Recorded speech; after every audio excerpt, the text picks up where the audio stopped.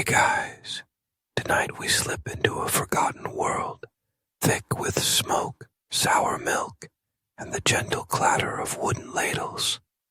You're crouched low in a dark hut on the Balkan Plains, sometime around 1500 BCE. The air is dense, musky from animals, damp from dew, and warmed by a hearth, 100 morning fires. Cattle moo softly just outside. A sheep bleats its complaint into the mist. And you, well, you're about to learn that ancient dairy making involved more patience, less hygiene, and far fewer refrigerators than you're probably used to. Honestly, you probably wouldn't survive this lactose-forward lifestyle, not without a modern probiotic. So, before you get comfortable, take a moment to like the video and subscribe, but only if you genuinely enjoy what I do here. I'd love to know where you're listening from and what time it is. Drop your location and your local hour in the comments. Now, dim the lights, maybe turn on a fan for that soft background hum, and let's ease into tonight's journey together. You blink through the gloom as the dawn sun filters through gaps in the wall of wattle and daub. The milkmaid next to you, who, by the way, is also the village's best weaver and probably knows how to set a bone, pulls up a three-legged stool beside a fidgety cow. No fancy metal pails here, just a wide clay bowl. The inside darkened from years of use. The cow's flank steams in the cold morning air, and the milker hums something low and rhythmically uneven. Is it a lullaby for the cow? Possibly. Or maybe she just likes the way it bounces off the wooden beams. The process is slow. You notice that milking isn't a task rushed. Bronze Age people were on a tight schedule dictated by the sun, sure, but they weren't clocking in with spreadsheets. Hands squeeze in a practiced rhythm, foam gathers in the pot, and a small dog noses around, hoping for a spill. The milk smells different, fresher somehow, less processed, also a bit more goat-like than you're used to. Because here's the twist.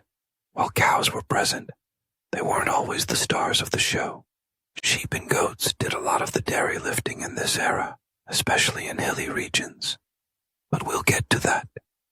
For now, you're squatting by the hearth, watching as the morning's first milking is set aside in a fire-warmed corner of the room. The milk won't be drunk raw, necessarily. It might be boiled, strained, left out to sour. The possibilities are vast, depending on what's needed, or what the milk decides to do on its own.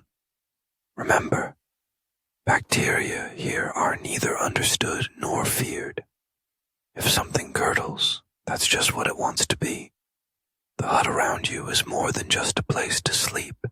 It's a miniature factory, a kitchen, a drying shed, and probably a shrine all rolled into one. You see bundles of herbs hung to dry, nettle, mint, and something sharp you can't quite identify. Are they for medicine? Maybe for flavoring milk?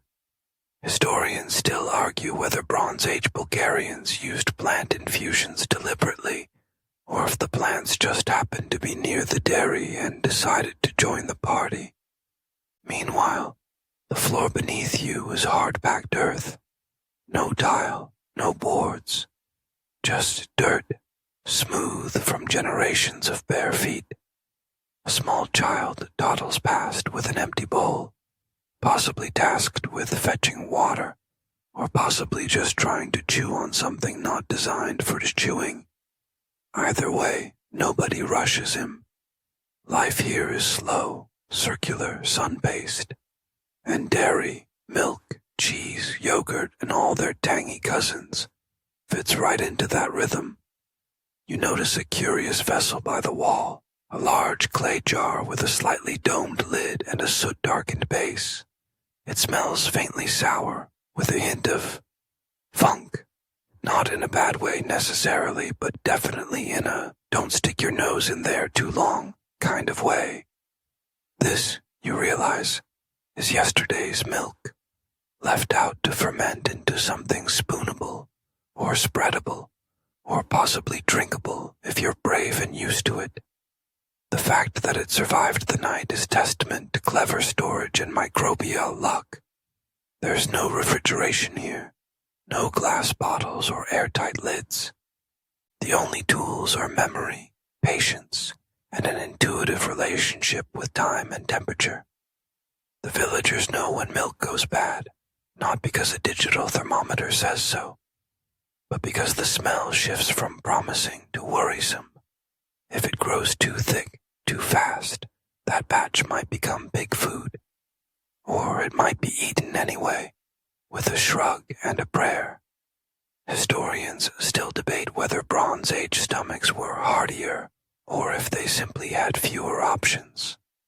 Back outside, you squint through the morning light and see several animals grazing nearby. Cows, sure, but also sheep and long-legged goats that eye you suspiciously. The livestock are never far. They're community members. Some even have names. They provide more than milk, warmth in the winter, meat on ritual days, hides for clothing, and dung for, well, everything from fertilizer to fuel. In fact, some of the smoke you're inhaling right now, yeah, that's probably from dried dung cakes. You return to your seat by the hearth and notice something else, a chunk of something pale and spongy sitting on a woven mat. Someone broke off a bit earlier and popped it in their mouth with zero hesitation. Is it cheese, bread, some combination of the two? You take a cautious sniff and detect notes of sourness, salt, and the unmistakable hint of goat. Whatever it is, it's deeply local, made from today's milk, yesterday's labor, and centuries of inherited guesswork. That's the thing. Dairy in the Bronze Age isn't about precision. It's about relationship, about trusting your nose, your hands, and that old woman who insists the milk must sit near the warm wall, not the cool one, about knowing how long to leave it before it turns into something magic, or something you bury behind the hut. And somehow, even without modern science or shiny packaging, they made it work. They made enough yogurt to sustain families, enough cheese to barter for wheat, and enough sour cream to accidentally invent side dishes. You stretch your legs, wiggle your toes in the straw-covered floor, and breathe in one more slow whiff of smoky air mingled with milk. Outside, the morning deepens into day. There's more milking to do, curds to tend, and pots to scrub. You, however, get to stay seated. Just watch. Just drift. The afternoon hum begins, soft and lazy. You shift slightly on your woven mat, just enough to ease the ache in your hips, without losing that delicious sense of warmth that's pooled around your knees. Somewhere in the yard, a donkey brays in protest. Maybe someone didn't refill its water trough. Or maybe it just feels left out of the dairy drama that's unfolding right under your nose. Because now, with the morning milk collected, the real magic begins. You watch as a group of women, and yes, it's mostly women, though that elder fellow with the impressive nose hair seems to know a thing or two, gather around a shallow clay vessel that looks suspiciously like a bird bath. Inside is the warm milk from earlier, now thickened slightly. Not by accident. This is part of the plan. A hand reaches in with a carved wooden ladle and begins to stir gently, as if coaxing something into wicking. You see a bit of cloth hanging nearby, tied between two posts like an ancient hammock. This, you soon realize, is the straining station. The milk will be ladled in, slowly, allowed to drip and drain while the whey separates from the curds. You may know this as the beginning of cheese. They just call it food. But hold up. How exactly did the milk get thick in the first place? That's where Bronze Age ingenuity and microbial luck steps in. You see, they didn't have packaged rennet or lab-grown cultures. What they had were enzymes from the stomachs of animals, especially young animals like calves. It's not the most appetizing image, granted, but it worked. Historians still argue whether they used dried strips of calf stomach deliberately or just noticed that milk stored in certain containers curdled more reliably.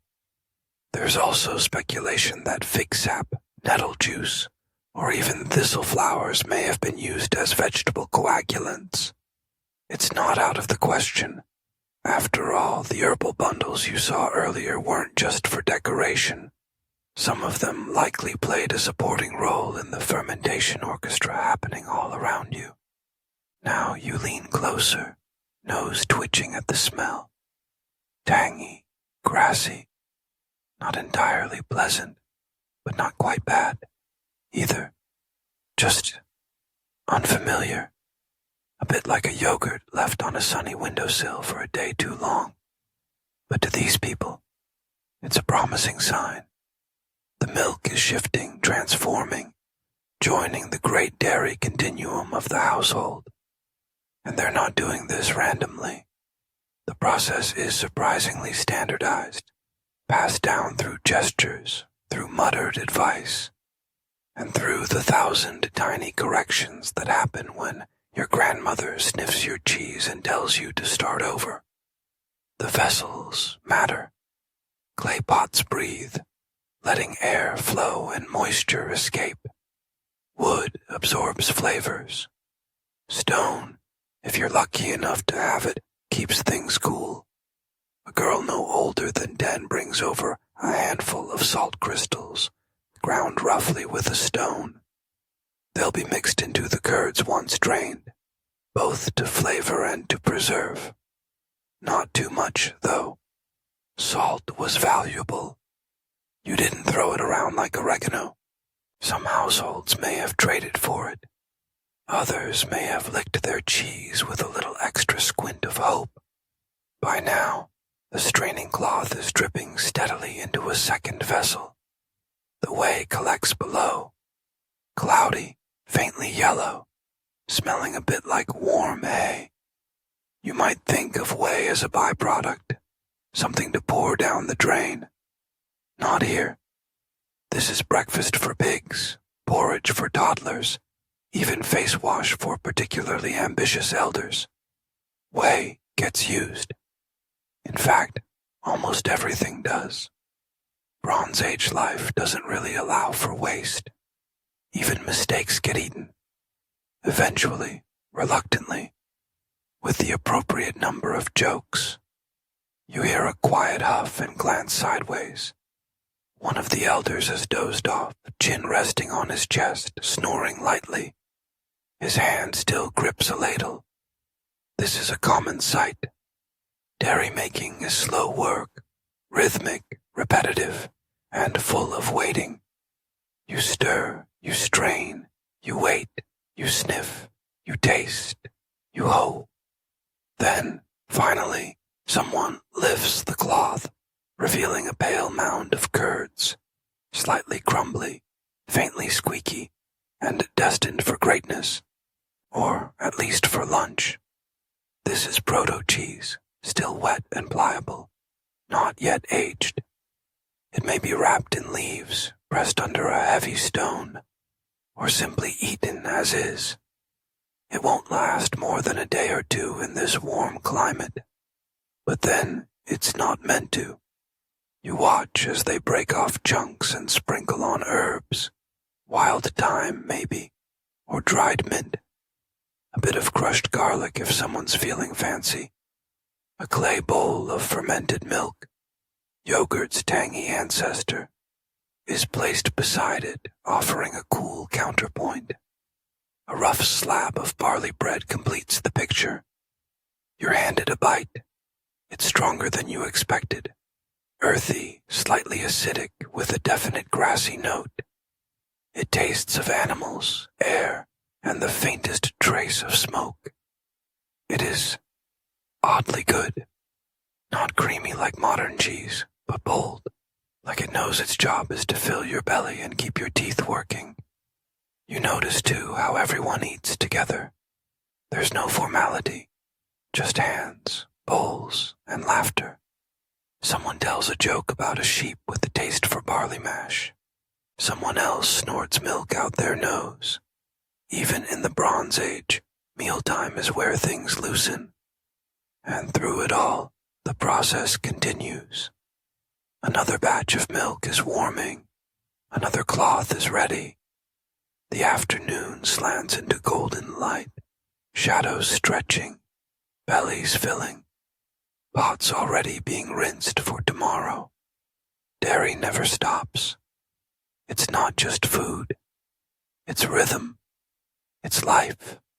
And as the fire crackles low, you wonder how many centuries this exact scene played out. Unchanged, unnoticed, and completely essential, evenings coming in soft and slow, like someone pulling a blanket over the world. The shadows stretch long across the courtyard, and the last rays of sun catch the rim of a jug resting near the fire. You're still lingering near the cheese station, half because the smells are weirdly comforting now, and half because your legs refuse to move. It's been a long day of doing nothing, really. A special kind of ancient exhaustion. You glance toward the wooden fence and spot the source of your evening entertainment, the livestock's grand return. Cows plod in with their usual combination of indifference and authority, their tails flicking at imaginary pests, udders swaying gently with the promise of another milking. A couple of goats bolt in ahead, clearly trying to impress someone, and trailing behind in no particular rush is the village's prized sheep, a creature so fluffy and round it resembles a walking dandelion puff. You suspect it's in charge. As the animals file back into their pen, the focus shifts again to the milk they've delivered and how it's stored for the next round of processing. Here's the thing you may not have considered. Bronze Age people didn't have fridges, or ice boxes, or that passive-aggressive office sign saying, "Please label your yogurt." So preserving dairy required real finesse. Clay jars are the unsung heroes of this story. Some of them are unglazed on purpose, designed to sweat moisture and create a kind of cooling effect through evaporation. Others are buried in the ground to take advantage of naturally lower temperatures. Sort of a Bronze Age fridge, but with more dirt. And some are coated inside with a mysterious resin-like substance. Historians still argue whether this was a flavoring agent, a sealant, or just an unfortunate accident involving tree sap and very determined ants. You lean over to inspect one such pot, noticing faint markings around the rim. Are they decorative? Measurement notches? Coded recipes for surviving winter with 6 goats and a dream? Nobody knows for sure, but they repeat across different sites, implying some shared logic to how this community handled their dairy tech. There's comfort in knowing that even back then, someone had the foresight to scratch 2 ladles, not 3, into a pot rim, probably after one too many curdled disasters. Nearby, a boy barely old enough to tie his own sandals is carefully pouring thickened milk into a sealed vessel. He moves with exaggerated caution, tongue poking out slightly in concentration. It's adorable, and also a reminder. Children learned this stuff early. Dairy knowledge wasn't something you picked up at 40 during a midlife crisis. It was inherited, lived, and absolutely essential. You crouch beside a woman rinsing cloths in a basin of grayish water. She tells you, without looking up, that certain jars are only used for specific products. One for raw milk, one for yogurt, one for the stinky stuff that Uncle likes. You assume she means cheese, but then again, the Bronze Age had its own hierarchy of fermented oddities. Which brings us to yogurt, or something yogurt-ish. See, this isn't your store-bought Greek yogurt with a foil lid and questionable mango flavoring. This is milk left out just long enough to grow a tangy personality, thickened slightly by wild bacteria that happen to live on the air, the vessels, and probably the goat's nose. Some scholars suggest that these communities had a house culture, not a trendy architectural aesthetic, but a stable population of microbes that flavored their dairy over time. It's sort of beautiful, really. Your house had its own yogurt signature. You could take a sip and say, "Ah, yes, that's the northern wall fermentation I know and love." Historians still debate whether these cultures were intentionally cultivated, or just the lucky accidents of generations refusing to wash their pots too thoroughly. Either way, it worked. The yogurt is spooned into bowls and topped with wild honey, a golden swirl against the pale cream. You take a bite. It's tangy, creamy, and shockingly complex. You can taste thyme in it, and bees, possibly some goat. As the stars begin to poke through the deepening sky, someone brings out a bundle of cloth tied with twine. They unwrap it carefully, revealing several lumps of dried white cheese, aged for travel, for winter, for trade. These are the heavy hitters, the cheeses that last. Hard, salty, sharp. One piece has blue veins running through it. You don't ask, you just chew slowly and try not to think about penicillin. Nearby, two elders argue softly. One insists the blue cheese only appears if you press the curds with a stone that's been left in the river for 3 nights. The other claims it's the sheep's mood that day. Historians still argue whether mold ripening was understood or just tolerated with raised eyebrows and a shrug. Either way, it gets eaten. And here's the real kicker. Some of these preservation techniques, they still work. Modern cheesemakers have replicated Bronze Age dairy vessels and methods in experimental archaeology projects. The results are surprisingly edible, sometimes even good. There's something oddly comforting in knowing that 3,000 years ago, someone solved the problem of perishable milk with nothing but instinct, microbes, and blind optimism. You rise, stretch, and notice a small stack of pottery bowls near the hearth. Each one has a slightly different shape, some shallow, some deep, one with a chip that's clearly older than most of the village children. These bowls aren't just for show. They tell the story of someone who needed to eat every day and found a way to make milk into a meal. The fire's burning low now. You feel its heat at your back, a slow breath against the night air. The last bowl of yogurt is passed around, scraped clean with bits of flatbread. No one speaks. There's no need. You've all shared something older than language. You wake to the sound of hooves in the distance. Again. Except this time, they're not plodding in from the fields, but rushing away, accompanied by a flurry of bleats, barks, and one particularly committed rooster. You rub your eyes and squint into the rising sun. It's the village's semi-regular early morning drama, the livestock jailbreak. Someone left the pen gate open.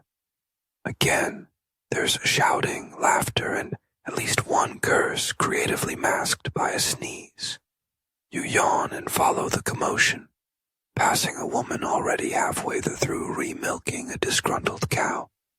She gives you a look that suggests this is not the first time she's had to negotiate with a bovine diva before breakfast. As the chaos simmers down, You settle onto a log near the central fire, where an elder is already warming up a pot of yesterday's yogurt, thinning it with hot water and stirring in dried herbs. It's breakfast soup, Bronze Age style. The smell is strange and comforting, a little sour, a little earthy, a little like someone accidentally dropped a thyme bush into a bottle of kefir. He hands you a cup, and as you sip, he begins to talk. About cows, about milking, about udders, which he describes with the reverence most people reserve for sacred temples. You nod, pretending to understand the fine nuances between a good milk cow and a moody grass guzzler with trust issues. And yet, here's where things get surprisingly technical. Bronze Age Bulgarians didn't just milk anything with hooves and hope for the best. They selected breeds for yield, temperament, even fat content. Fatty milk was prized. It meant richer yogurt, better butter, and cheese with a satisfying mouthfeel long before the word mouthfeel was invented. Butter, by the way, is not just a modern brunch table diva. Even in this era, it's a luxury. It takes effort, shaking, churning, patience, and a whole lot of cream. The churning process here involves a skin bag suspended from a wooden tripod, rocked rhythmically back and forth like a sleepy baby, or more accurately like a cow-themed maraca. You try your hand at it. It's harder than it looks. Your arms ache within minutes, and the bag makes an unsettling squelching noise that suggests you are either moments away from glory or a milky explosion. But eventually it happens. The transformation. The cream solidifies into clumps, and the elder grins like you've just passed an ancient dairy rite of passage. The butter is pale yellow, soft, and shockingly fragrant. You spread it onto flatbread, still warm from the fire, and it melts instantly, soaking in with that rich, nutty aroma only fresh butter seems to have. A few pinches of crushed herbs later, and you're halfway to declaring this your official breakfast of the gods. Now, before you get too comfortable imagining life as a Bronze Age butter magnate, here comes the curveball. Not all dairying happened on the home front. There were mobile dairies, seasonal camps higher in the hills where herders took animals during the warmer months. Think of them as ancient food trucks, but with more goats and fewer Instagrammable menus. At these upland pastures, dairy production was more intense, milk was processed on site, and the resulting products, mostly cheeses, were brought back down to the village. You suspect this gave rise to regional flavor rivalries. Oh, that cheese. It's fine if you're into valley mold. Historians still argue whether these transhuman dairies were run exclusively by men, women, or entire families. Some evidence suggests women handled the bulk of the cheese-making, while men focused on herding and preventing wolves from joining the buffet. Others think roles varied wildly depending on the local culture, season, and goat-related grudges. Speaking of goats, they're basically the unsung heroes of the Bronze Age dairy scene. Hardy, low maintenance, weirdly personable. They produce less milk than cows, sure, but what they lack in volume, they make up for in charm and dietary flexibility. Plus, their milk is easier to digest, something our ancient friends probably figured out through trial, error, and the occasional digestive rebellion. And then there's sheep milk, higher in fat and protein, perfect for cheese making. It's got a thicker consistency, almost creamy, and produces curds that set faster. Some archaeologists believe that Bronze Age Bulgarians preferred sheep's milk for their best cheeses. Those hard, aged varieties tucked into wax-lined bags or smoked gently over open fires. As you finish the last of your buttered bread, a child runs past, arms flailing, followed by a goat wearing a flower crown. It's unclear whether this is a game, a ritual, or just Monday. Someone nearby is stringing up balls of soft cheese into a net to hang from a beam. It's a preservation method, air drying the cheese in cool, shaded areas to slow spoilage. The cheese becomes denser, drier, more flavorful. You can smell the faint tang already, like milk mixed with morning dew and stubborn ambition. Later, another elder shows you a peculiar technique, smoking cheese over juniper branches. The smoke infuses the curds with a sharp, resinous flavor that's equal parts forest and campfire. You taste a sliver. It's intense, smoky, almost meaty. You quietly name it barbecue milk and decide it deserves its own fan club. The day is bright now. Shadows short, birds chattering like gossiping neighbors. Someone begins preparing for tomorrow's curdling, cleaning a pot, heating water, inspecting rennet made from dried calf stomach. Yep, it's that part of the process.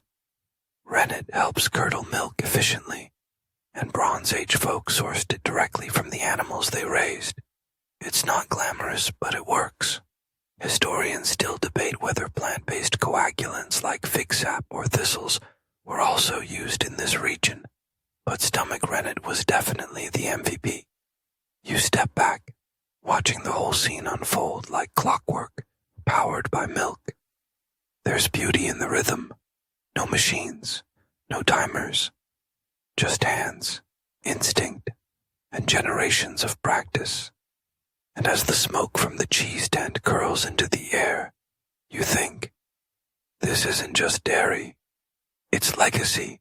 It's nourishment, yes, but also knowledge passed down in every stir, every squeeze, every soft squelch of a churn. You're gently ushered from the cheese-smoking hut by a girl no older than 12, her hair in tight plaits, her arms balancing a clay bowl of curds the size of a small boulder. She doesn't say anything, just jerks her chin toward the communal longhouse with the confidence of someone who knows you're about to be fed again. Inside, the air is cooler, thick with the scent of clay, hay, and something distinctly sour-sweet that makes your nose wrinkle before it settles. You've stepped into the heart of Bronze Age dairy processing, and at the center of it, curd, lots of it. The curds in question are mid-stage cheese, not quite milk, not yet a mature block of delicious tang.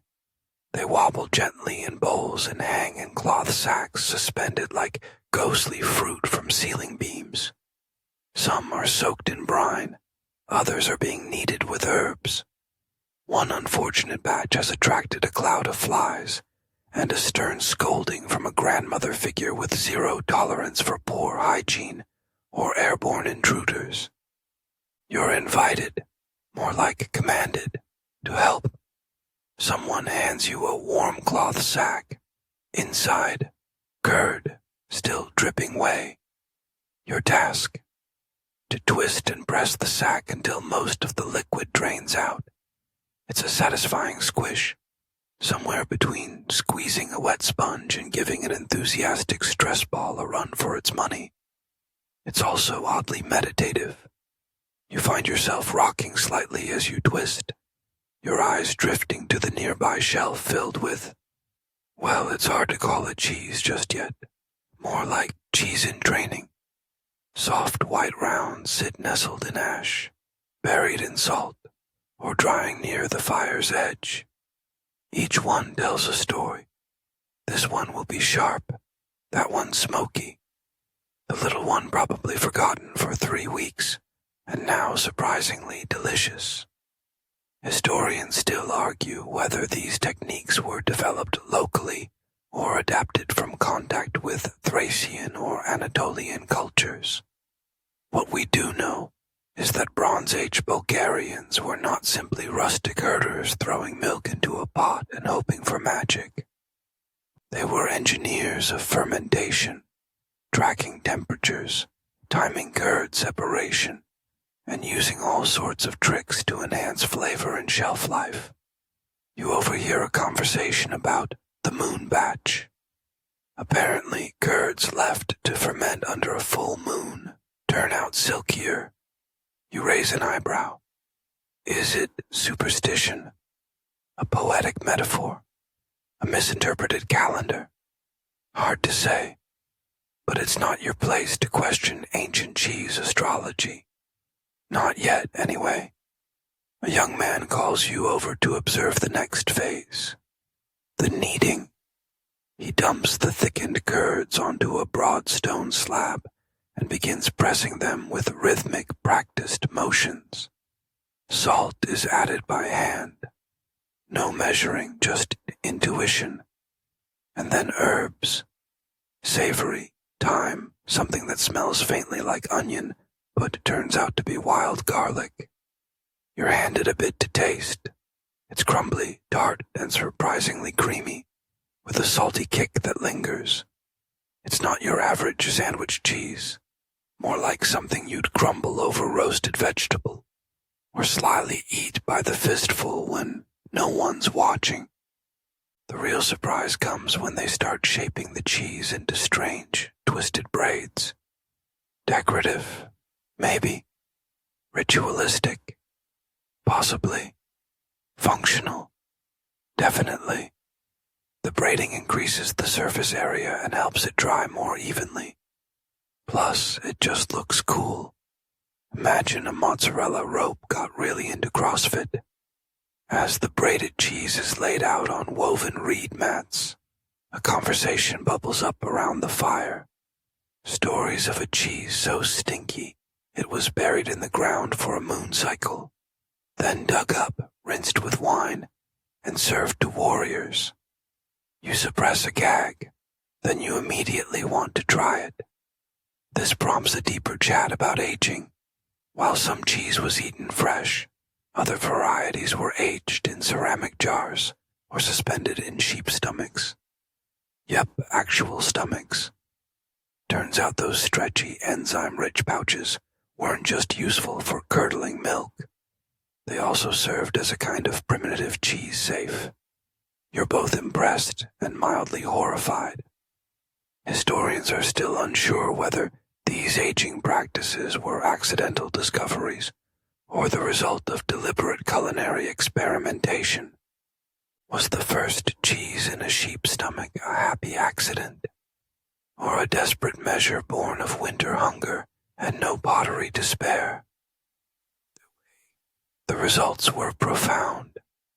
Aging allowed for preservation through long winters, trade between villages, and flavor profiles that you, in your modern fridge-bound life, would have to pay artisanal prices to replicate. Someone taps your shoulder and hands you a wedge of aged cheese, crusted with herbs and wrapped in waxy bark. You nibble. It's sharp, complex, salty enough to make your eyes water a little. But then, warmth, earthiness, a faint whisper of smoke. You're tasting history, and it tastes bold. Out of the corner of your eye, you spot a group of children giggling as they sneak off with what appears to be a cheese ball the size of a baby goat. You consider chasing them. You decide against it. Bronze Age dairy crime is probably above your current clearance level.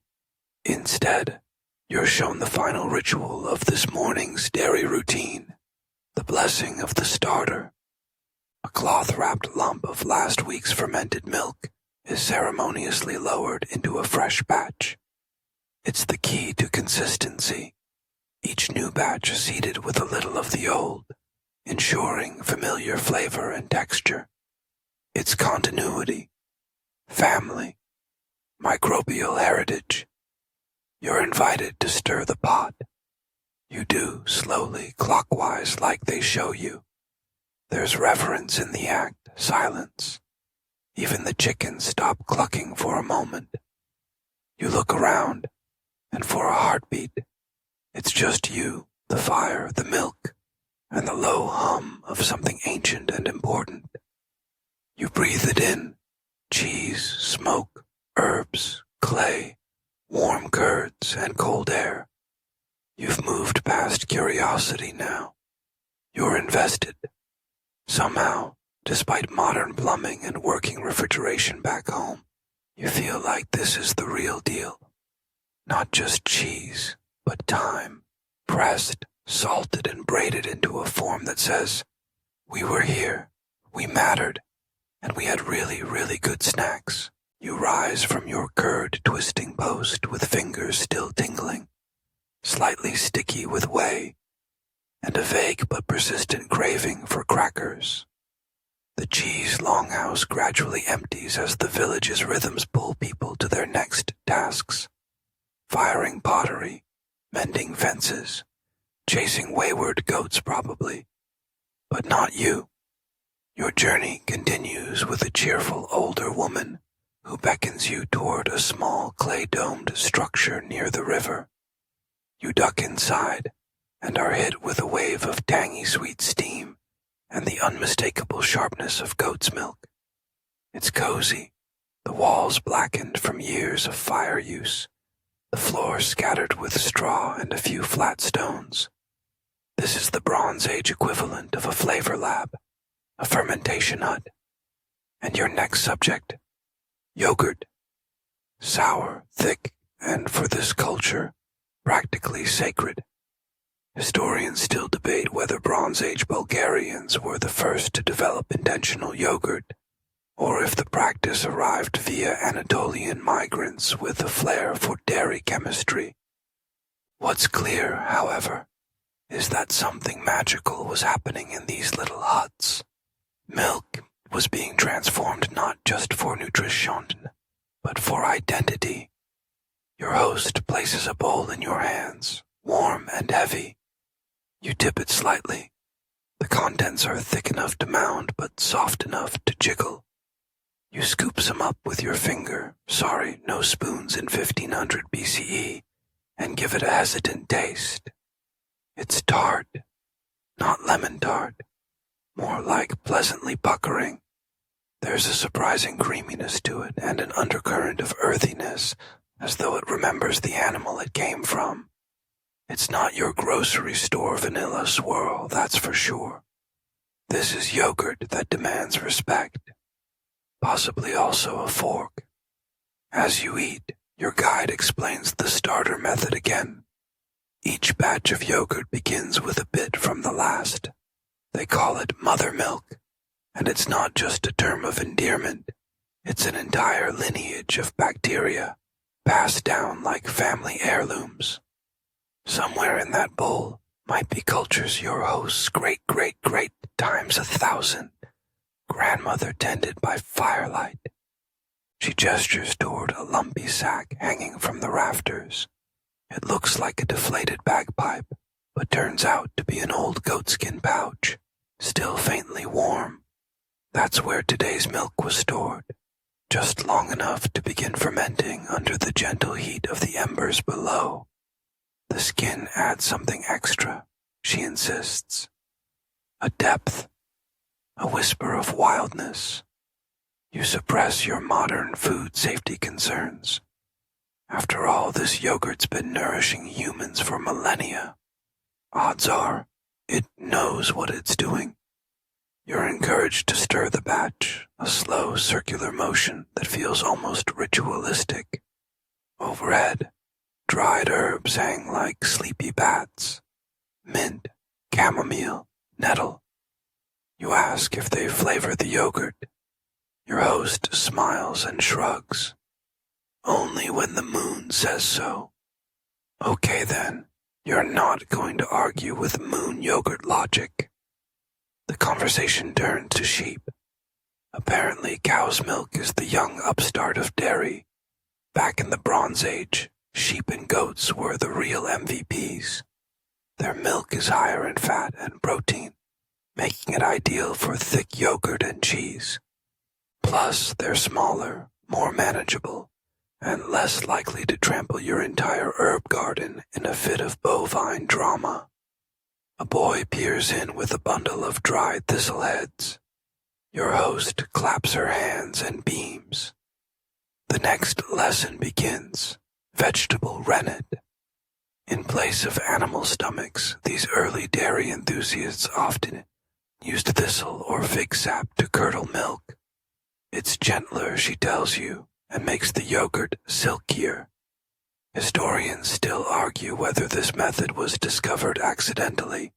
Maybe a curious child dropped a thistle in milk, or developed deliberately by careful observation of nature. Either way, it's brilliant and surprisingly sustainable. You imagine telling a modern vegan that ancient herders had already cracked the plant-based dairy code and then used goatskins to store it. Irony. Thy name is fermented milk. Next comes the straining. A wide, shallow basket lined with linen is set before you. The fresh yogurt is poured in, and gravity does the rest. Drip by patient drip, the whey seeps out, leaving behind a firmer, denser treat. Yogurt cheese. In modern terms, we'd call it labneh. But this version is earthier, less filtered, and possibly influenced by the hut's residual smokiness.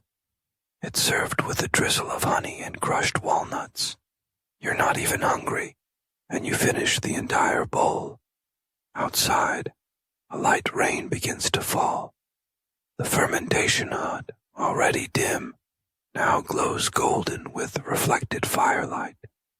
Your host tells you a story, half folktale, half dairy science, about how the spirit of the yogurt must be kept warm, never jostled, and always praised, otherwise it turns sour in a bad way. She chuckles. Like people, she says, you laugh too, because somehow, in this quiet hut, spooning smoky yogurt into your mouth with your fingers, that makes perfect sense. By now, the cheese from earlier is resting on its matzah, slowly transforming. The curds have stiffened. The smoke has sunk deeper. You know that, come evening, someone will slice off a wedge, pair it with this yogurt, maybe add a boiled grain or pickled root. A feast, a snack, a way to end a day of work and wandering. The rhythmic drip of whey into a clay bowl lulls your thoughts. You realize you're learning something more than just dairy technique. You're watching how food becomes culture, not just nourishment, but memory, repetition, intuition, a million micro-decisions encoded in muscle memory and shared stories. You press your palms against the warm stone of the fire pit, grounding yourself. Outside, the rain is steady, soft. Inside, the bacteria are busy multiplying. Tiny, unseen workers crafting flavor, texture, time capsules you'll soon taste. You can't help but smile. Who knew bacteria could be so comforting? You stand, stretch, and thank your host with a sheepish bow. She laughs, wipes your cheek with a corner of her apron, and hands you one last scoop of yogurt to take with you, wrapped in a fig leaf, tied with grass. It's humble. It's perfect. It's breakfast for tomorrow, or dessert for now. Time is flexible here. You step out of the fermentation hut with fig leaf yogurt in hand, the rain having turned to a fine mist that dots your shoulders like the village goats' noses. Your path takes you past a low stone wall, partially crumbled, beyond which a row of pottery vessels sits neatly like school children, lined up for lunch. They glisten faintly in the damp, their wide bellies and narrow necks hinting at secrets, some savory, some sour, all ceramic. You wander over naturally. These are not just containers. They are the memory keepers of Bronze Age dairy culture. Each one has a different shape, a different intended purpose. This squat, wide-mouthed pot, perfect for skimming cream. The tall, jug-like one, designed to store milk long enough for it to go pleasantly off. And this lumpy, three-legged thing, a yogurt warmer. Historians still argue whether the footed pots were functional heat diffusers or simply status symbols for the cow-owning elite. Either way, they look like they'd moonlight as incense burners or garden gnomes. A young potter waves you over, motioning to a small covered shelter. It smells like clay and wood smoke and something faintly tangy. Inside, a pile of recently fired jars waits to be filled. You sit beside her as she rolls a lump of grayish clay between her palms. With surprising speed, she begins shaping it into a vessel, explaining each motion in sing-song phrases as if teaching a child, or perhaps a time traveler who's wandered into her studio wearing linen and confusion. The Bronze Age Bulgarians, it turns out, were pottery pioneers. Their techniques weren't just practical, they bordered on elegant. Burnished exteriors, geometric incisions, a fondness for symmetrical handles. While their pots didn't scream art for art's sake, they certainly whispered, "I care about aesthetics," while skimming sour milk. She presses a reed into the soft clay to leave a pattern, zigzags that resemble waves or teeth, depending on your sleep-deprived perspective. You ask her what the design means. She shrugs. Maybe rivers, maybe sound. This is a recurring theme in the village. Explanations are offered not as facts, but as invitations, possibilities. Maybe something's wrapped in clay and good intentions. One pot catches your eye. It has holes near the base, like an ancient colander. She smiles at your guess. It's a strainer for separating curds from whey.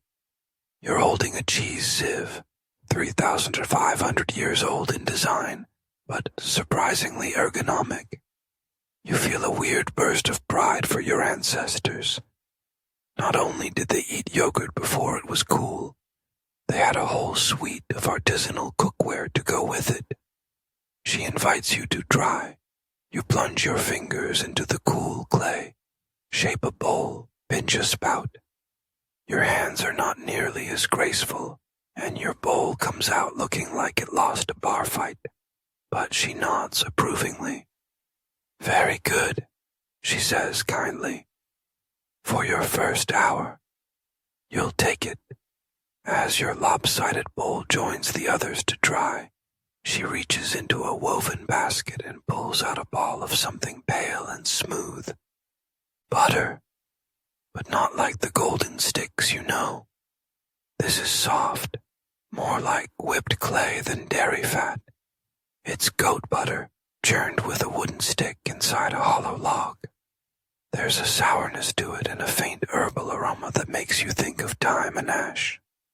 You dip a bit of dried barley flatbread into it and chew slowly. It's an acquired taste, but comforting, fatty, smoky, satisfying. The butter was made earlier that morning using a technique passed down like a secret handshake. Women in the village chant while they churn. It's not magic per se, but it does keep the rhythm, and possibly scares off evil spirits who hate tempo and lactose. Some researchers believe butter wasn't just a food, but a cosmetic, smoothed into hair, dabbed onto dry skin, even dabbed onto babies to make them smell less like, well, babies. Historians still debate whether this was practical skincare or a sort of prehistoric SPF. Either way, it works. You try not to think too hard about the greasy sheen now softening your hands. A child runs by, barefoot and beaming, holding a pot so large it could fit a goat. He's delivering cream to the ceremonial fire pit for some sort of feast you've been hearing murmurs about. Apparently, every so often, the community celebrates milk's return after the winter scarcity.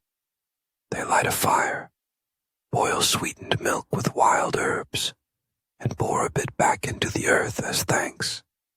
You tag along, bowl of yogurt still in hand, your butter-slicked fingers leaving faint smudges on your tunic.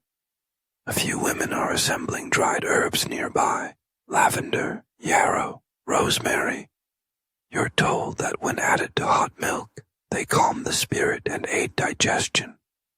Especially for elder stomachs, one says, tapping her own contentedly. You wonder if she's referring to age or wisdom, or both. The communal pot, a squat copper cauldron with soot-stained handles, sits in the fire's heart. Milk is slowly heated as the sun breaks through the mist outside. It's hypnotic. The scent is part kitchen, part apothecary, part sacred offering. People speak in whispers. Children sit cross-legged. Even the goats seem to stop bleeding. Your host from the yogurt hut leans in and whispers, "Soon we taste sky milk." You nod solemnly, even though you have no idea what that means. The pot is stirred with a flat wooden paddle that's older than some of the surrounding trees. You're invited to stir, and the texture shifts beneath your hand, thickening, blooming. The herbs cloud the milk faintly, like a sleepy mist in a warm meadow. You could fall into that pot and never want to come out. Then it's ladled into bowls and passed around. Yours arrives warm, fragrant, and slightly frothy. You sip. Sweetness gives way to spice, which gives way to something floral and faintly mineral. It tastes ancient, in a good way, like drinking someone's memory or a season's promise. It's not just dairy, it's ritual, memory, and community. The potter clinks her bowl to yours. The yogurt lady winks. A goat sneezes politely. You're beginning to suspect Bronze Age Bulgaria may have invented more than dairy. Maybe they invented cozy. A light drizzle returns just as you're finishing the last of your sky milk. But no one scatters.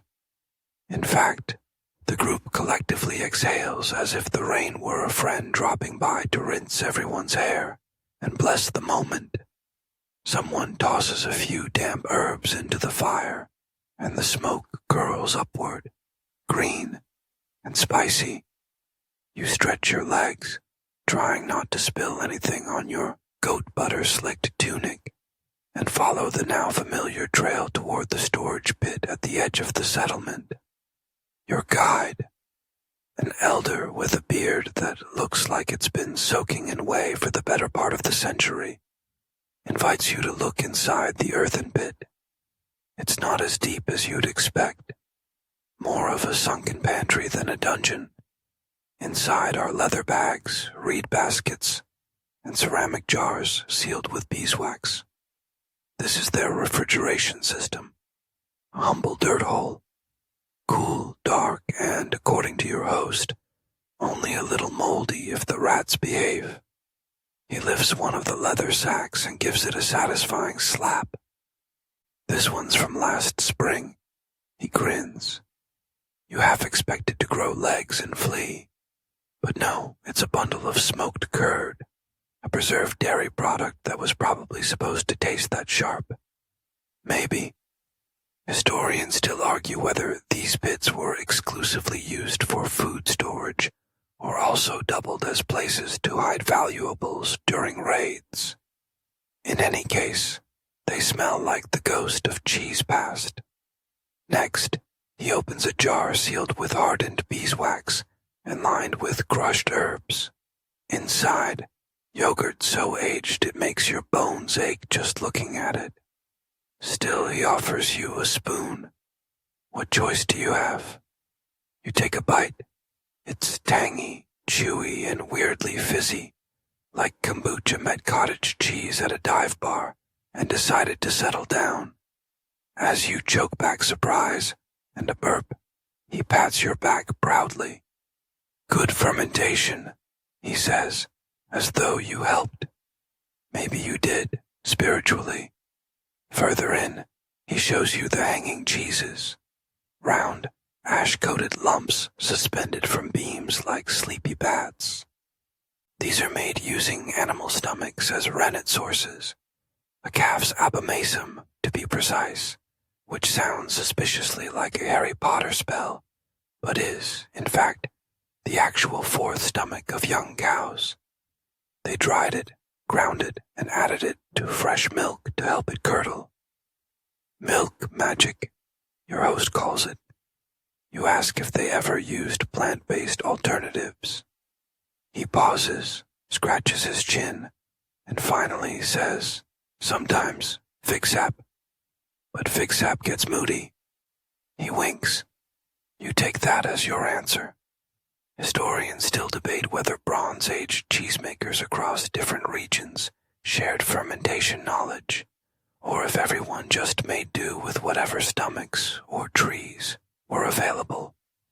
He hands you a small wheel of cheese, wrapped in cloth and tied with twine. For journey, he says, clearly deciding that you're leaving at some point, probably before the next round of stomach-curdled tastings. You follow him back above ground where a woman is preparing dried herbs to store alongside the cheeses. This isn't just for flavor, it's preservation. Thyme, oregano, bay leaf, all antibacterial, all readily available. She's tying them into little bundles and muttering to herself. You lean in, catching a lullaby-like tune. She smiles and explains that herbs talk to the cheese while it ages. Keeps it from getting lonely, she says with complete sincerity. You glance at your wheel of cloth-wrapped cheese and realize it does, in fact, look a bit like a swaddled baby. You give it a gentle pat. Don't worry, you whisper. I'll find you a nice, cool pantry someday. Nearby, two children are playing a game that seems to involve tossing small pebbles into an upside-down milk bowl. It's unclear what the rules are, but every time one of them scores, they shout, "Rennet!" in unison. You suspect they don't actually know what rennet is, but the word sounds fun. You try joining in, but you miss every throw. Still, they giggle and offer you a pebble as consolation. For curd luck, one says. You pocket it with solemn gratitude. Your path takes you next to the edge of the pasture again, where a shepherd is showing off his new tool, a hollowed-out horn used to call goats back from grazing. It emits a sound somewhere between a foghorn and a confused duck. Still, the goats respond. Slowly, probably out of curiosity. The horn, he explains, was also used during dairy feasts to announce the serving of particularly prized cheeses. You picture a room full of Bronze Age Bulgarians holding their breath as a man toots proudly into a goat horn, then unveils a wheel of semi-soft cheese like it's the crown jewels. This apparently was normal. He offers to let you try. You take the horn, press it to your lips, and blow. The sound you make is not majestic. One goat startles. Another pees. The shepherd nods sagely. She remembers that tone, he says. You're not sure if it's a compliment or an accusation. As the sky darkens, you find yourself once again by the communal fire pit. Someone is roasting barley cakes and brushing them with melted butter and dried mint. You take one, crispy, warm, rich, the kind of snack that convinces you all your modern food is over-engineered. Sitting by the fire, your stomach full of aged yogurt, sweet milk, smoky cheese, and maybe a few ancient microbes, you stare at the flames. The people around you hum a soft tune, like the one the herb woman used earlier. You think about those storage pits, the bundles of cheese, the jars of yogurt waiting patiently in the ground. The Bronze Age wasn't just about survival. It was about savoring, preserving, sharing, making something out of milk that could outlive a season, maybe even a memory. You smile, your cloth-wrapped cheese cradled in your lap like a warm loaf. In the flicker of the fire, you could swear it smiles back.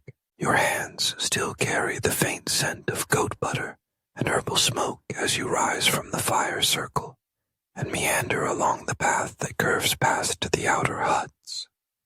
The air here smells different.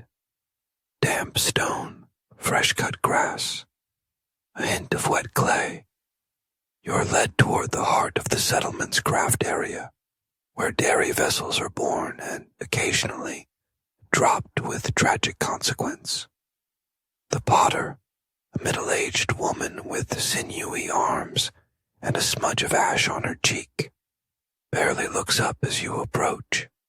She's focused on spinning a lopsided bowl on a simple kick wheel, her feet gently thudding like a heartbeat against the base. You crouch beside her, hypnotized by the rhythmic whirl of clay becoming something more. These vessels are no ordinary pots. They are purpose-built for dairy, wide mouths for easy stirring, flared lips to control pouring, thick walls to regulate temperature. Some have punctured lids which let whey escape while keeping flies out. Others are painted with wavy designs that may be decorative, or may be code. Historians still argue whether Bronze Age markings on dairy vessels were merely aesthetic or conveyed instructions. A dairy user manual in swirls and zigzags. She hands you a shard of broken pottery. "Cow kicked this one," she says, shrugging like it's just part of life. You nod solemnly. Cow sabotage is real. You're invited to try shaping your own vessel. You accept. Bold of you. The clay is cold and wet in your hands, and your attempt results in something that looks more like a hat for a pigeon than a cheese mold. Still, the potter smiles politely and sets it aside on the drying shelf. "For small milk," she offers. Nearby, a younger potter is painting a design onto a finished jug using a brush made of goat hair. It's a swirling motif that mimics the motion of curd in a pot. You ask if the shape has meaning. He shrugs. Maybe. Or maybe it just looks like how yogurt feels. Honestly, fair point. The drying rack is filled with amphorae jugs, bowls, and something resembling a flat slab with raised edges. "That's for stretching curds," the elder explains. "Cheese boards, Bronze Age edition. Some are even perforated, allowing excess liquid to drain.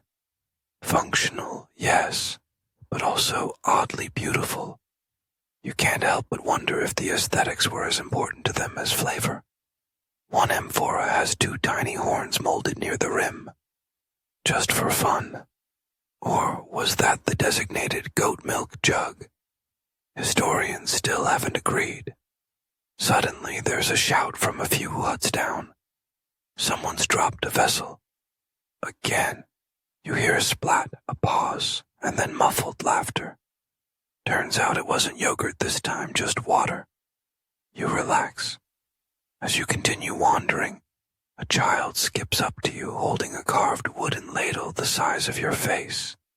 It's beautifully smoothed, clearly used, with milkstone crusting around the inner curve. She hands it to you with the solemnity of a coronation, and then runs off. You stand there, holding the ladle like a relic, and wonder if you've just been promoted to village dairy chief. Unlikely, but emotionally, yes. You pass into a shaded nook where elderly women are seated with baskets full of cheesecloths and twine. They're reusing strips of old linen for wrapping cheeses. Frugality, yes, but also technique. Cloth aging allows certain molds to grow while discouraging others. One woman shows you how to wrap a soft cheese tightly, then hang it from a beam to let gravity do its work. A few drops fall into a bowl below. Wafer soup, she says, licking her finger. Nothing wasted. They offer you a steaming bowl of that very soup, sour, herby, oddly addictive.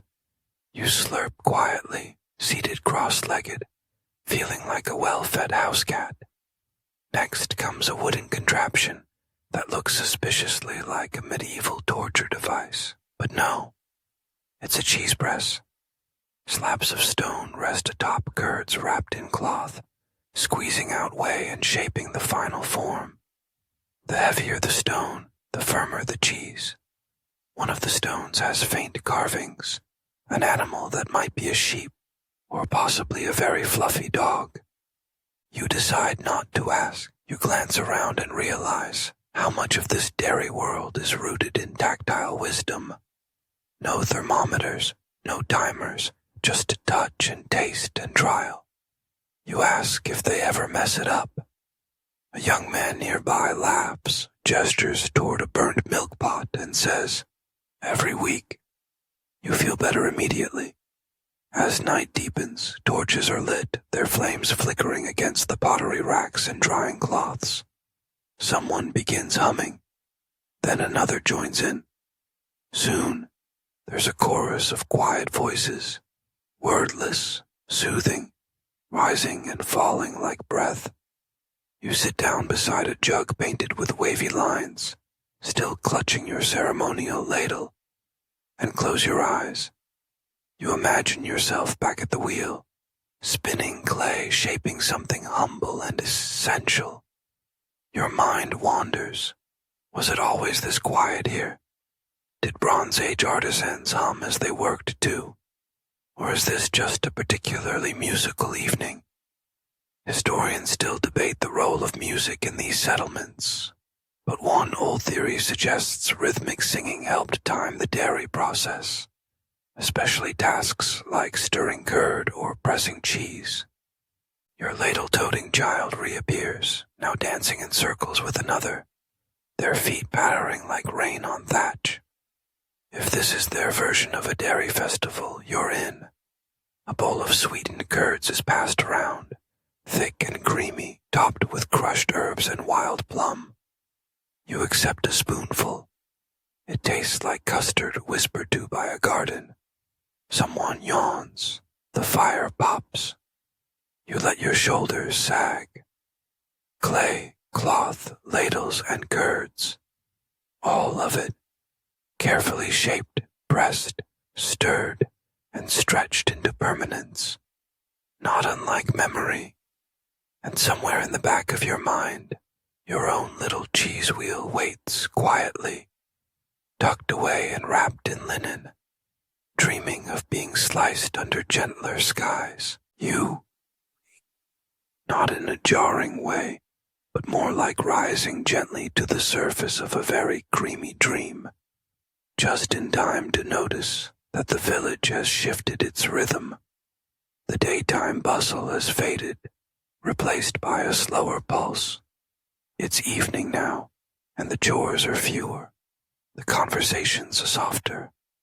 But the dairy, oh no, that's still ticking along. You're ushered toward a low structure nestled beside the animal pens, where the air smells unmistakably like wet wool and the ghost of cheese past. Inside, a few villagers are gathered around what appears to be a rudimentary cold cellar. You crouch down to peek in, and the scent hits you. Dense, earthy, tangy. A wall of aging cheeses tucked into earthen niches, wrapped in cloth or left bare depending on their stage in the great dairy life cycle. Here, cheese isn't just stored. It matures, transforms, develops character. Some wheels are firm and waxy. Others look as if they've been invented by accident and kept around for curiosity. One is literally blue. You raise an eyebrow. The elder nearby grins and nods. Very strong, like angry goat, she says. You don't try that one, yet.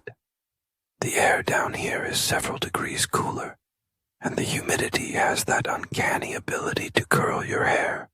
It's perfect for aging cheese. No fancy climate control, just the steady logic of earth and stone. Historians still argue whether these underground cellars were specifically engineered for dairy preservation, or were simply multi-purpose structures adapted to fit. You decide it doesn't matter. The cheese is happy here, and so are you. Up above, the stars are coming out. You're invited to a modest gathering beside the central hearth, a kind of communal nightcap ritual. Someone stirring a pot of warm milk with honey, tossing in bits of dried fig and barley.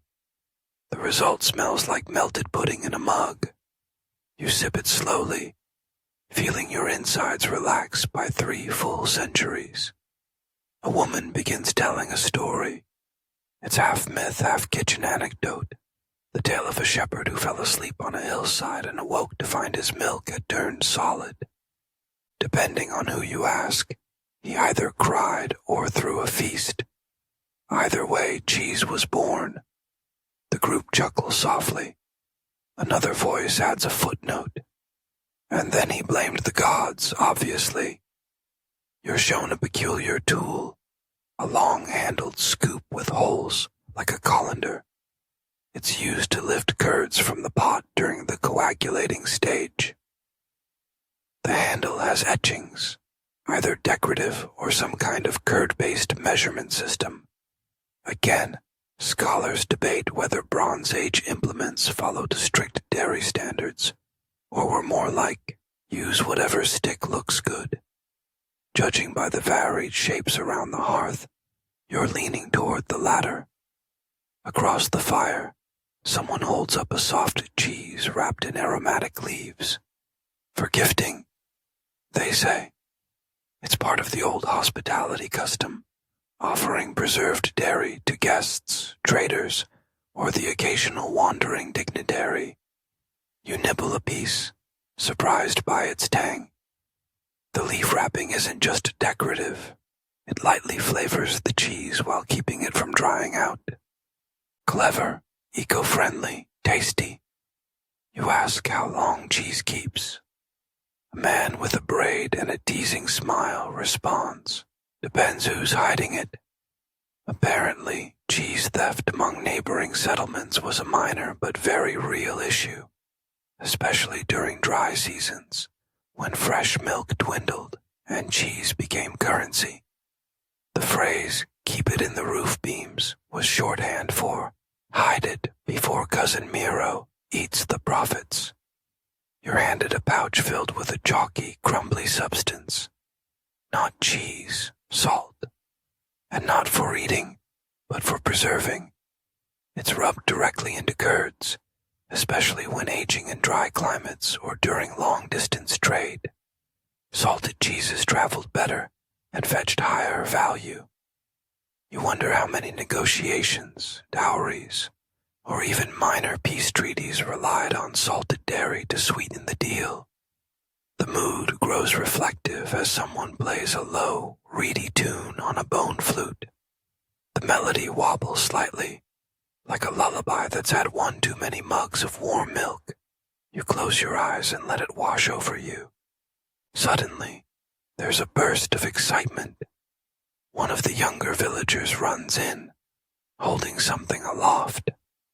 It's a hardened lump of yellowish-white substance, found buried near the riverbank. Fossilized dairy. The group gathers around. Speculation flies. An ancient cheese, a ritual offering, or just an unfortunate boulder. Historians still argue whether some of these hardened dairy relics are intentional cheese remains or just side effects of Bronze Age composting gone wrong. Either way, it gets added to the growing collection on a stone shelf that serves as a kind of honorary cheese museum. You wander back toward the cellar and glance again at the lined-up aging wheels. There's a sense of quiet pride in how they rest there, undisturbed, developing flavor and story with each passing day. Each one is like a little time capsule, a meal, a memory. Before bed, you're offered a final treat. Soft cheese mixed with herbs and pressed into small balls, then rolled in ash. It looks suspiciously like dessert but tastes like picnic.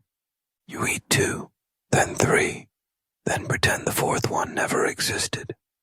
As the coals burn low and people retreat into huts or under fir throws, you lie back on a woven mat, belly content, and head filled with the scent of milk and firewood.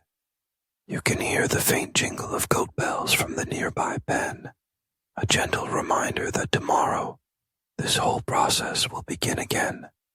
Milking, curdling, shaping, pressing, aging. A cycle older than writing, and almost certainly tastier. Above you, the stars spin quietly, like curds forming in the great pot of the sky. You wake to a scent that can only be described as sun-warmed livestock and toasted barley, which, believe it or not, is much more pleasant than it sounds. The Bronze Age village is already humming with motion, and the goats are restless. But today, your guide has a different agenda. It's time to follow the cheese. Quite literally, you're joining a trade journey. Wrapped in sturdy bundles and cushioned with straw, several rounds of aged cheese are being loaded onto 2 creaky ox carts. The cartwheels, bound in rawhide and reinforced with bronze nails, groan in anticipation. You're handed a small leather pouch filled with soft cheese and hand-sour barley cakes. Travel rations, Bronze Age style.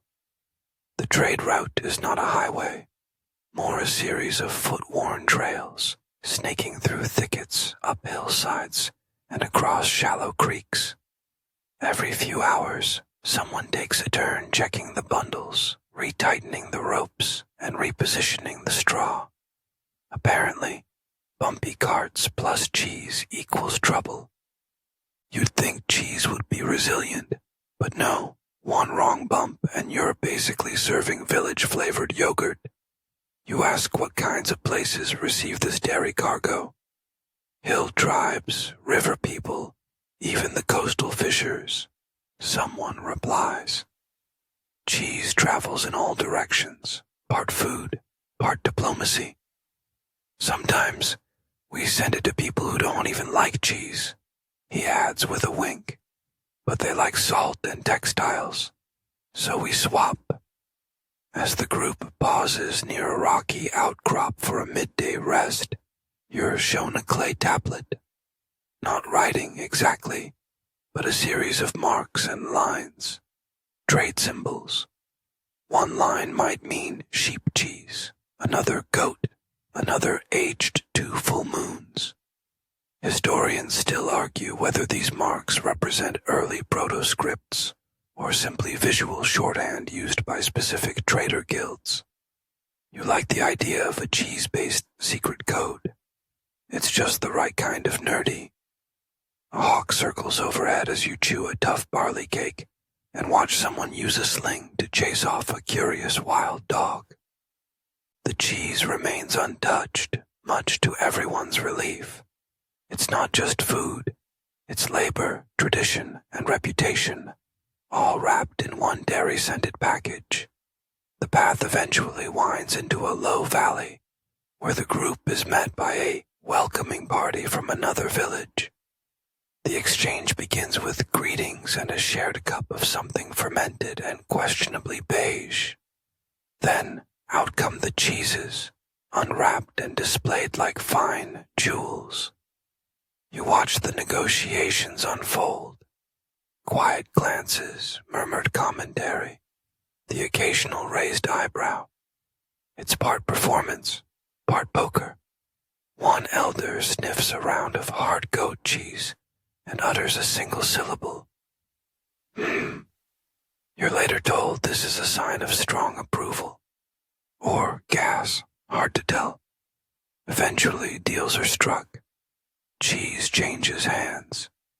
In return, your village receives dried herbs, obsidian flakes, a coiled rope of cured fish skin, and a polished stone idol whose face looks vaguely like a cow in mid-sneeze. Good luck, someone explains. As night falls, both groups set up camp together. A shared fire, a shared meal, more stories traded than goods, really. One woman describes a festival her village holds every spring to celebrate the reek, the moment the first cheeses of the year are deemed safe enough to eat. You laugh, thinking of cheese as a seasonal suspense drama. Will it be creamy bliss or unforgiving regret? Tune in next moon. Someone else shares a legend about a moon spirit who curdled the clouds to create the first yogurt. It's wildly inaccurate, but oddly comforting. Later, you sneak a look at the trade bundles, now packed for the return trip. A few wheels of cheese remain, gifts or maybe emergency provisions. The rest is now out in the world, beginning new journeys, perhaps across rivers, into market stalls, onto the tables of warriors, midwives, or traveling musicians who play strange flutes and leave before sunrise. You ask if the villagers ever get the cheese back. Sometimes, says your guide, but usually not the same one. Instead, the value comes back, maybe in beads or rare herbs, or news of distant kin. Cheese is less of a loop and more of a long, creamy thread woven into the fabric of Bronze Age networks. There's a quiet satisfaction in this web of slow commerce. No invoices, no digital tracking, just people, goods, and trust, seasoned lightly with the occasional mold spore. As the fire burns low and sleep edges in, your final thought is this. In a world without refrigeration, GPS, or Yelp reviews, Bronze Age Bulgaria managed to build a cheese economy strong enough to stretch across mountains and generations.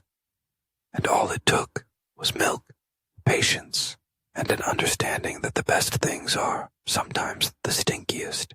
The sun rises with a pinkish haze, and the smoke from the communal campfire smells faintly of thyme and something cheesy. Not surprising, really. You slept on a reed mat near a bundle of aged dairy, and now your dreams are full of brined wheels and talking goats. It's not the weirdest thing that's happened this week. After a quiet breakfast, barley porridge and slivers of something you desperately hope was fruit, you join the return leg of the journey. But this time, instead of taking the main path home, your guide suggests a detour. We're going to see the buried vats, she says, as if that explains anything. You nod sagely, as one does in situations where clarification might seem uncool.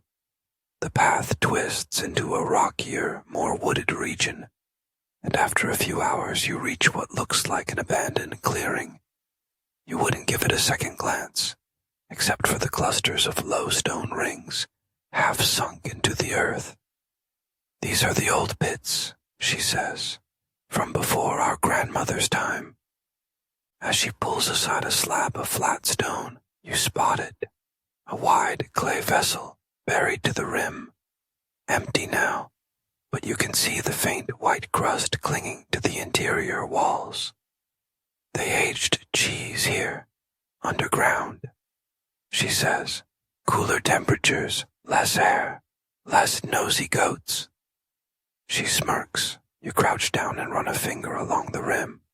It's smooth, cool, and slightly chalky, almost like running your fingers across the inside of a forgotten bread bowl, except this one may have hosted 10 winters' worth of experimental curds.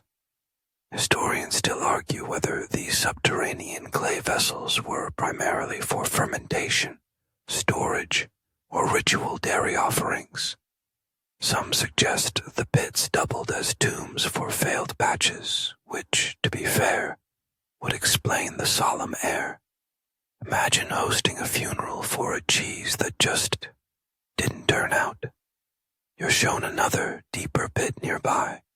This one still has a lid, and when lifted, reveals a dark, viscous residue. The smell hits your nose like a barnyard ghost. "Do not taste that," says your guide flatly. Apparently, some villagers believed that exposing cheese to earth spirits would improve its longevity and medicinal power. Others just liked the idea of having a secret stash buried in the woods. In case of famine, one local tale goes, or visiting in-laws. The pits are spaced in peculiar geometric patterns, triangles, hexagons, even a spiral. You ask about this, and your guide shrugs. "We think it's for airflow," she offers. "Or magic. Sometimes both. It's not just the vessels that tell a story. Nearby are fragments of tools, spatula-like paddles made from bone, stone strainers etched with simple lines, and oddly shaped scoops that might have doubled as musical instruments on a slow fermentation day. You imagine someone crouched in the moonlight, stirring a thick cheese mass while humming something ancestral and off-key. A little farther into the woods, you reach the stream they used for cooling and cleaning. Flat rocks line the edges, perfect for pressing wrapped curds under weighted baskets. The water glides over smooth stones, and your guide tells you it stays nearly the same temperature all year. "Even the cows liked it," she says, indicating a half-eroded hoofprint on the bank. One of the quirkiest details. They used goat hair rope to suspend cheese wheels from tree branches during the early drying phase. It kept them off the ground, safe from rodents, and, reportedly, infused the dairy with a flavor described as woodsy but assertive. There's a gentle, strange logic to all of it. You sit beneath an ash tree, nibbling a piece of firm, slightly spicy cheese that was packed for lunch. The air is cool. Bees hover lazily. A squirrel eyes you like it knows things. And you begin to grasp the rhythm of this Bronze Age cheese life. Not just the making, but the waiting, the patience, the layers of tradition built over time like a good aged rind. Back in the village that evening, you're invited to the little shrine near the pasture. Inside, among clay figures and offerings of dried flowers and animal hair, is a round stone embossed with a spiral, matching the pit layout from earlier. "Dairy spirit," someone whispers, nodding reverently. Now, whether that spirit blesses curdling or simply discourages mold is unclear.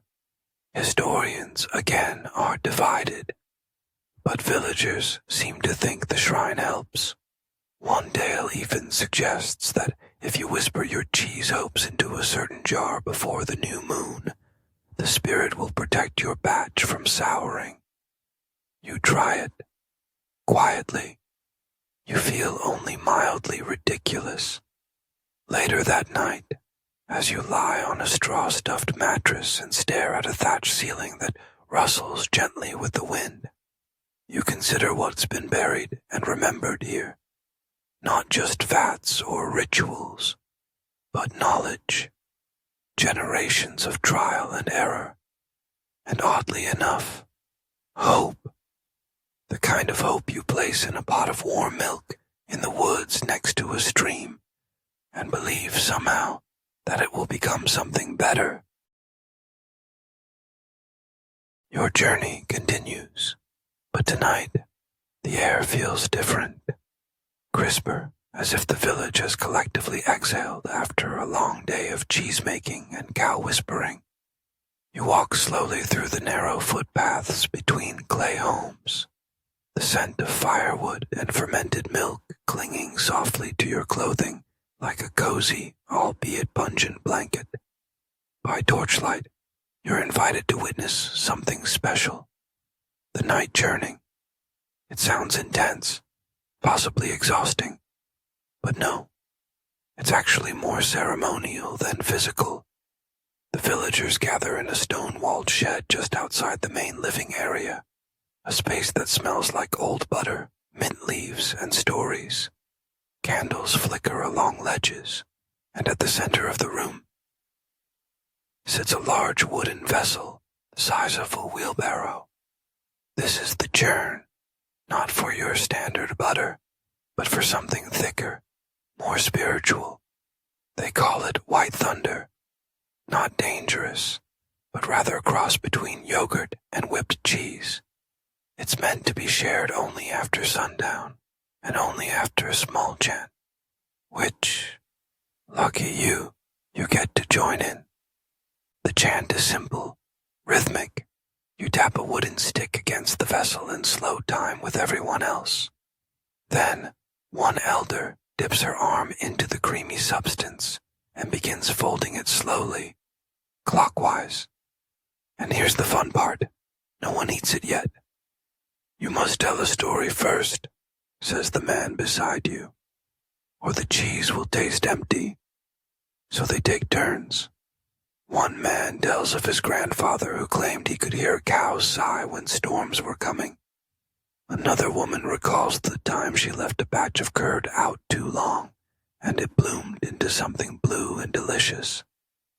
Cheese from chaos, she jokes to quiet laughter. You're nudged. It's your turn. Panicking slightly, you recount a memory of store-bought string cheese melting in your school bag on a hot afternoon, and how, in a desperate act of hunger, you still ate it. Surprisingly, this earns nods of approval. Bold spirit, someone says. Finally, the cheese is portioned out in shallow bowls. It's tangy, thick, and comforting. And you suddenly get why this was done in the dark. There's something ancient about eating by candlelight with people who believe cheese can hold memory. After the ceremony, you wander back to your sleeping spot. But tonight, you're invited to stay in the loft above the dairy hut itself. The floor creaks with each step, but the smell of drying herbs and milk-soaked wood is oddly calming. You nestle into a pile of wool blankets, and the ambient sound of a nearby stream filters through the open window. You can't help but marvel at how different this world is from your own. And yet, there's a timelessness to it. People, after all, have always longed to transform something ordinary into something nourishing.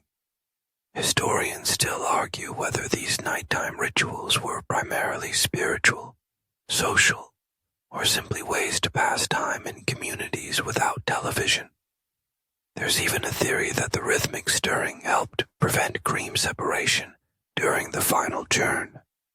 Others suspect the ceremony encouraged oral histories, memories passed through dairy like seeds in soil.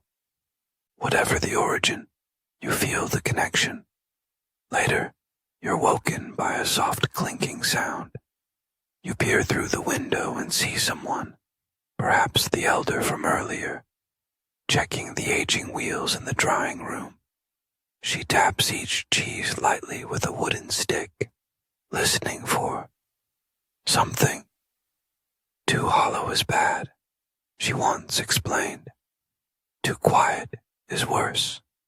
You fall back asleep to the sound of cheese being judged by moonlight. The next morning, you're served a small sliver of white thunder that's been chilled in stream water overnight. It pairs unexpectedly with crushed raspberries and dried mint. It's delicious, but even more than that, it feels earned. And just as you're wondering how much more there could possibly be to learn about Bronze Age Bulgarian cheese, you're led to the village's edge, where a row of elderly women sit spinning goat hair into thread. For wrapping cheese, your guide explains, and sometimes for luck.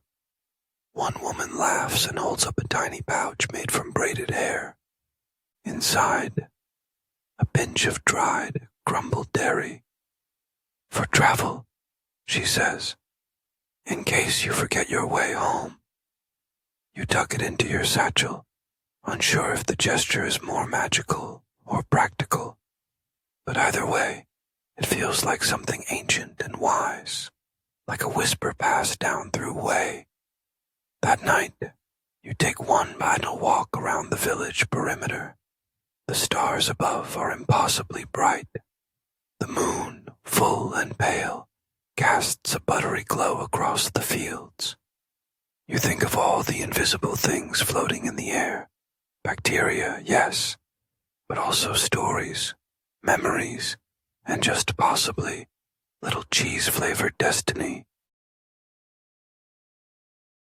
At dawn, the mist rolls in low over the hills, blanketing the meadows where the cattle graze.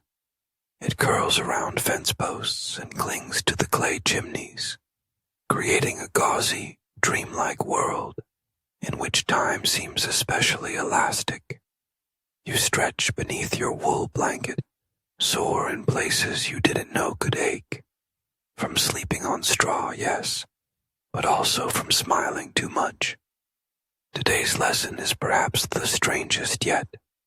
You're led to a ridge above the village where, arranged like Stonehenge's shy cousin, several wide, flat stones lie in a semicircle. No one speaks as you approach. You half expect druids or a goat sacrifice, but instead, a teenager in a very serious tunic begins unpacking small balls of dough from a basket. This, your guide whispers reverently, is the fermentation calendar. You blink. Is she joking? Apparently not. Each stone, warmed by sunlight and washed with spring water, serves as a platform to ferment different dairy dough combinations. Some are soft, creamy mixes folded with crushed green herbs. Others are tougher, hard enough to be shaped like chess pieces, and just as mysterious. Historians still debate whether this odd practice had any true calendrical significance, or whether it was simply a clever way of organizing recipes and seasonal experiments. A few rogue archaeologists have gone so far as to call it proto-patisserie, but most agree that's a bit of a stretch. Still, you can't deny the logic of it. Each stone is tuned to hold a certain warmth, maintain a steady temperature, and shelter the mixture from birds or breeze. One older woman flicks a bit of sour milk onto her chosen slab and grins. If it hisses, the gods are pleased. It hisses, everyone claps. Later, in the shade of a fig tree, you're shown a stack of birch bark scrolls tied with sheep gut. The writing is faint and spidery, etched with bone styluses and preserved with smoke. They're not religious texts or king's decrees, but rather cheese journals, full of doodles, experiments, corrections, and the occasional grumpy drawing of a goat that wouldn't stay still. One entry reads, Tried again with nettle, still awful. May use to poison in-laws. You can't help but laugh, which gets a knowing smile from your host. The tone of these scrolls is almost modern, relatable. You imagine some ancient artisan groaning about curd separation, the way you might complain about your Wi-Fi going out. Frustration, it seems, is a timeless language. In one scroll, a symbol repeats over and over, a circle with 2 lines through it. Your guide raises her eyebrows when she sees it. Cheese for the dead, she says, made only during eclipses. According to local folklore, these funeral cheeses were aged in stone chambers and wrapped in woven bark. They were meant to accompany the departed into the afterlife, probably so they wouldn't come back cranky. There's even a tale of a chieftain who demanded to be buried with his entire wheel, causing a family feud when his niece tried to sneak off with a wedge during the ceremony. Again, scholars can't agree whether these burial cheeses were symbolic, nutritional, or just an excuse to hoard your best dairy. But traces of ancient mold have been found in burial mounds nearby, so clearly they were serious about it. Back in the village, you help sift ashes from the hearth to make lye, a crucial ingredient for one of the more daring dairy ventures, soap cheese. That's right, made by mixing leftover whey, ash lye, and goat tallow. Soap cheese was smeared onto the skin as a cleanser and deodorant. It smelled terrible going on, but apparently worked miracles in sweat-prone regions. You're encouraged to try a little. You politely decline, citing delicate city skin, which earns a sympathetic pat on the back. The day winds down with a final ritual you never saw coming, the tasting circle. Once a month, the entire village gathers under the old walnut tree with every variety of dairy product they've produced. It's part feast, part bragging session, and part deeply competitive bake-off. Except, it's cheese. There's a tallying system, you learn, with small pebbles placed in bowls to vote for your favorites. One woman receives a modest mountain of pebbles for her honey-brined sheep cheese. Another nods solemnly as her pickled butter earns exactly 0 votes. The grand prize, a carved spoon and the right to choose next month's fermentation stone. You're invited to cast a vote, and after much internal debate and second helpings, you place your pebble next to a crumbly, smoky cheese that lingers on the tongue like a campfire. As the evening light fades, you realize how much you've learned, and not from books or dusty museum plaques, but from actual hands, passed down jokes, and strange midnight chants. Cheesemaking here isn't just about food. It's a medium, a way to measure time, carry stories, honor the dead, and clean your armpits. What other food can claim such multitasking? As you step away from the walnut tree and the cheerful, slightly pungent crowd, a small girl runs up and presses something into your hand. It's a pebble. You're part of the circle now, she says. You don't argue. You pocket it. And in the deepening dusk, with mist curling once more across the hills, you walk back to your sleeping spot, cradling a belly full of ancient dairy and a head full of questions, wondering what tomorrow's flavor will be. You wake up in the pre-dawn dark to a peculiar smell, warm, tangy, and oddly floral, like milk that's been left on a windowsill next to a bouquet of wild thyme. It's not unpleasant exactly, just alerting, like your nostrils were gently shaken awake before the rest of you. The final day of your stay in Bronze Age Bulgaria has begun, and it's time to meet the cheese that almost no one talks about. Dream milk. Okay, It's not actually called that, but that's what the villagers keep calling it in whispers and chuckles. You're ushered toward the edge of a pasture, where an elderly man is gently stirring a clay jar nestled into a hollowed-out stump. The mixture inside: yogurt and fermented poppy seeds. This is the dairy equivalent of a lullaby, a sleepy time blend meant to be consumed only on rare nights when insomnia strikes, or before rituals meant to summon dream visions. You raise your eyebrows at the chunky texture. He shrugs. Texture keeps your spirit anchored. He mumbles like that clears everything up. Historians still debate whether this poppy-laced yogurt was used as a medicinal sleep aid, a spiritual gateway, or just a creative way to use up too much milk.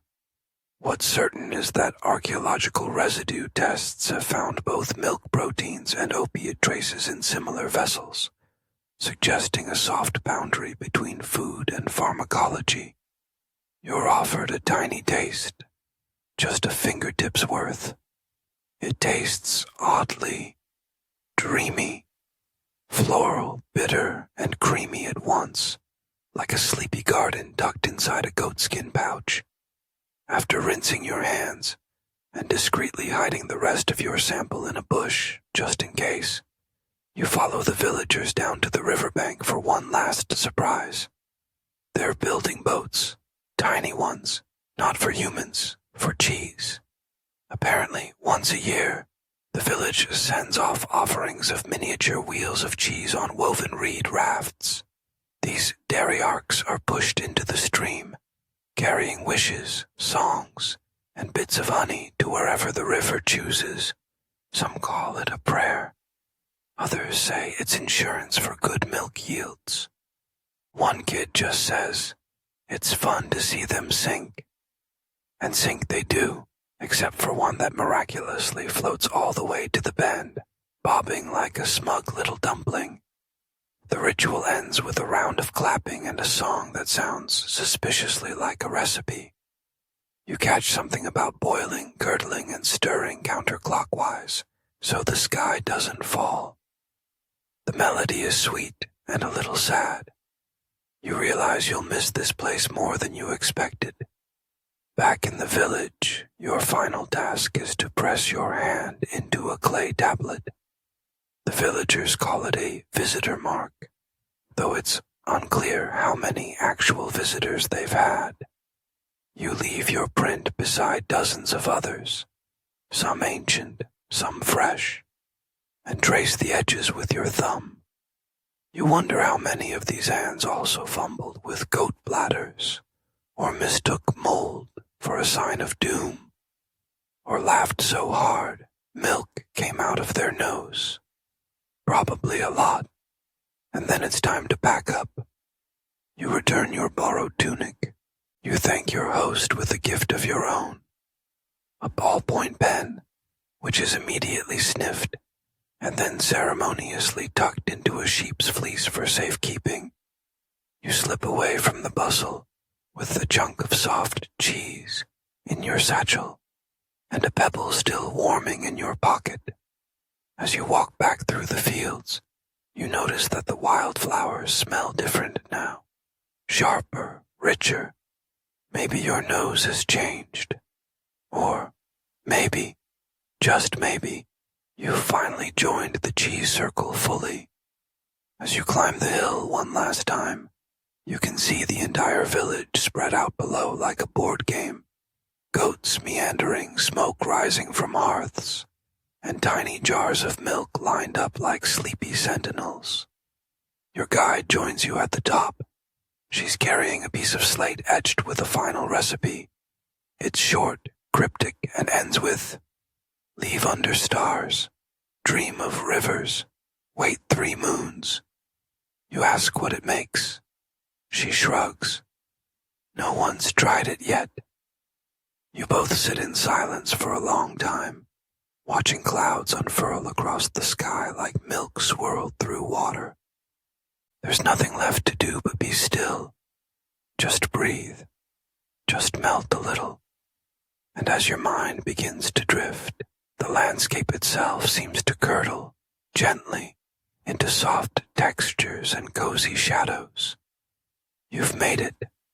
From clotted cream to poppy seed dreams, through soot and song and squishy goat pouches, you are, perhaps, the world's first honorary Bronze Age cheesemonger. And somehow, that feels perfect. Word count 1056. Now, let's ease into our wind down. The shadows lengthen across the pastures, softening every ridge and rock into gentle humps beneath the sky's slow exhale. The last of the light dances across milk pots left on windowsills, casting long, looping shadows like strings of ancient runes, waiting to be read by moonlight. You stretch out on your straw-stuffed bedding, the scent of dried mint and wool drifting through the air, lulling your muscles into stillness. Nearby, someone hums the cheese voting song in a low, lazy tune, half lullaby, half incantation. It wraps around you like warm whey, soothing and slow. You close your eyes. Somewhere, a goat bleats softly, as if saying goodnight to the stars. Your breath settles into rhythm with the land. Slow, quiet, content. You are part of this ancient cycle now, a traveler among curds and legends, soothed by smoke and story.